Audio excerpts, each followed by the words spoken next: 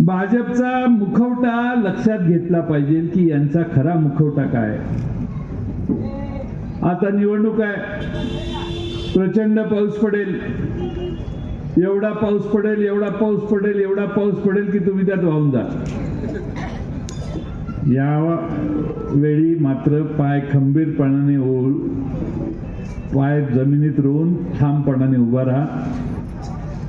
पाऊस पडायच्या विरोधात आम्ही नाहीये, पडला तर तुमच्या घरात पाणी आलं तरी आमचा विरोध नाही.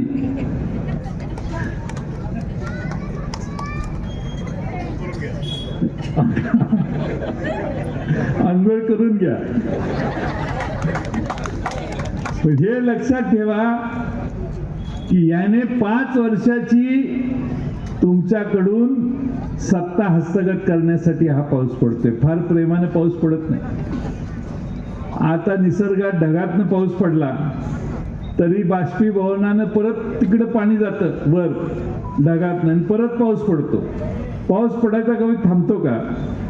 तसं ह्यांच्याकडून पडायचंही थांबत नाही, ह्यांच्याकडे परत जायचंही थांबत नाही. हे का, याचा अभ्यास सामान्य मतदारांनी केला पाहिजे.